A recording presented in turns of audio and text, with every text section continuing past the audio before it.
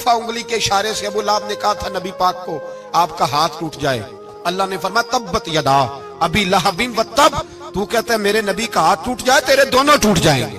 और सुनो अबू लहब का हाल क्या हो। अबू लहब का माना है अबू लहब शोलों का बाप, लहब शोलों वाला। क्या मतलब? अबू लहब इतना हसीनो जमील था कि उसके जो रुखसार थे शोलों की तरह चमका करते, इतना खूबसूरत था, लाल सुर्ख रंग था, खूबसूरत आदमी। अरब में जब गुर्बत थी तो इसके घर में उस वक्त भी 2 ईंटें सोने की थी। इतना मालदार आदमी और सरदार था सारे मक्के का, लेकिन नबी पाक की बेअदबी की। तुम्हें पता ही नहीं कि रब दुनिया में सबसे ज्यादा नाराज ही उससे है जो उसके रसूल का बेअदब है, सबसे ज्यादा नाराज ही उसी से।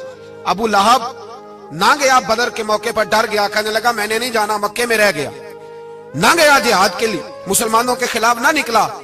लोगों ने बड़ा इसको लान तान किया, लेकिन कहने लगा मेरे खर्चे पे 4-5 बंदे ले जाओ, मैं नहीं जाऊंगा, पीछे रह गया। लोग कहने लगे बच गया, लेकिन इसके जिस्म के अंदर ऐसी बीमारी निकली कि रेशे से भर गया सारा वजूद, रेशे।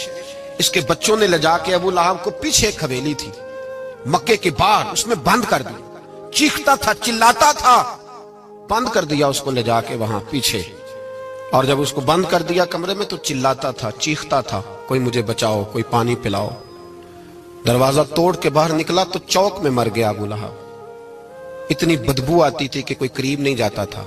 चौक में लाश पड़ी थी। यह है मैयत किसी बेअदब की, मुंह दिखाने के काबिल नहीं, उनके दुश्मन पे लानत खुदा की, रहम पाने के काबिल नहीं है।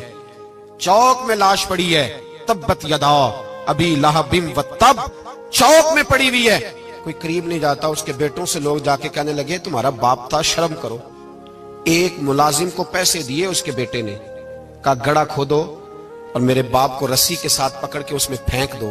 एक गड़ा खोदा मक्के की गली में और रस्सी के साथ पकड़कर, रस्सी के साथ बांध कर उसकी टांग को घसीट कर उस गड़े में डाल दिया, ऊपर से मिट्टी डाल दी, बदबू का वो ढेर बंद कर दिया। अबू लहब मक्के का सरदार था, पर जाने कहां मरदूद दफन है।